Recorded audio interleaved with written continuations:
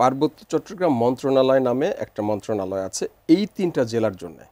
প্রতি বছর ১,০০০ কোটি টাকার উপরে তার বাজেট, এবং এছাড়াও প্রত্যেকটা মন্ত্রণালয় আলাদা আলাদা, যেটা অন্যান্য জেলার জন্য যেভাবে বরাদ্দ থাকে সেই বরাদ্দটাও সেখানে থাকে। এর বাইরে এনজিওস, আইএনজিওস, ডোনার এজেন্সিসের বিপুল পরিমাণ বরাদ্দ প্রতি বছর এখানে যায়, এবং আর্মির একটা বড় কার্যক্রম আছে, ডেভেলপমেন্ট কার্যক্রম আছে। এই সব মিলিয়ে আমরা যদি পিস অ্যাকর্ডের পরে পার্বত্য চট্টগ্রামে যে পরিমাণ রাষ্ট্রীয় এবং মানে বিভিন্ন বেসরকারি যে সহায়তা হয়েছে, এই সহায়তা যদি পার্বত্য চট্টগ্রামে প্রপারলি ইউটিলাইজ হতো, তাহলে সেখানে যে জনসংখ্যা, সামান্য কিছু জনসংখ্যা, সেই জনসংখ্যার প্রত্যেকের বাড়ি ৩-৪ তলা বাড়ি হয়ে যাওয়ার কথা, কিন্তু তা হয়নি।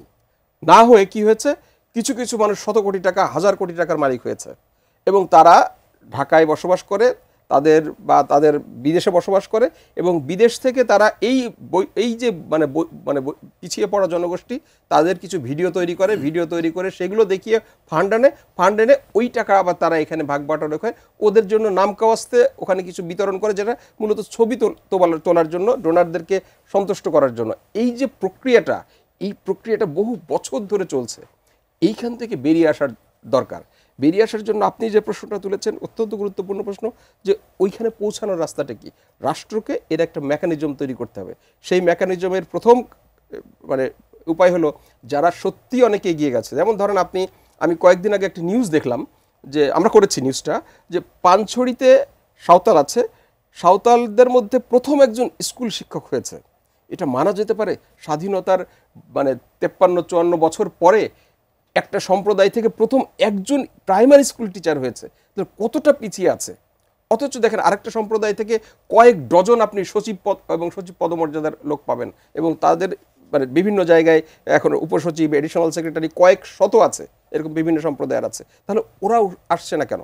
কারণটা কি, যখন ওই অঞ্চলে আপনার চাকরির ইন্টারভিউ হয়, ইন্টারভিউ বোর্ডে কিন্তু ওনারাই থাকেন। যখন ওনাদের সম্প্রদায়ের লোকজন আসে, ওনাদেরকে পাশ করে দেন। ওই যে সাঁওতাল বা ওই মুরং বা ওই খিয়াং, ওরা বেরোতে পারে না।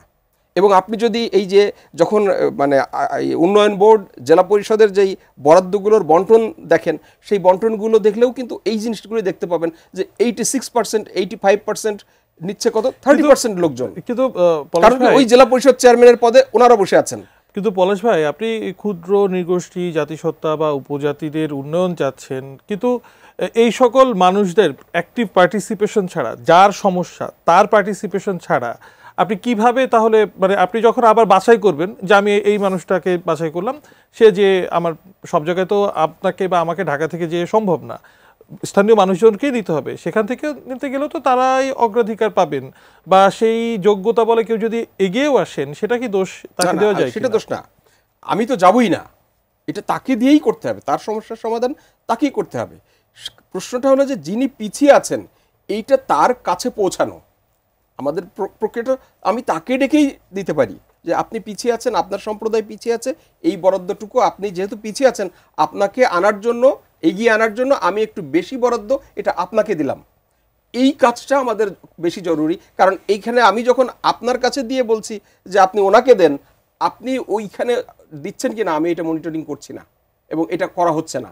বাট সেই জন্য যেহেতু আমি গত মানে ৩০ বছর ধরে দেখেছি যে আপনার কাছে দিয়ে ওনার কাছে পৌঁছানো যাচ্ছে না, এখন আমার রাস্তা হলো আপনাকে বাইপাস করে সরাসরি ওনার কাছে যাওয়া, রাষ্ট্রকে ওনার কাছে গিয়ে ওনাকেই দেয়া, যে আমি আপনার জন্য, আপনি পিছিয়ে আছেন, আপনাকে ১০ টাকা দেওয়া হতো, আমি আপনাকে ২০ টাকা দিব, বাট এটা আপনার জন্য দিব যাতে আপনি এগিয়ে আসতে পারেন।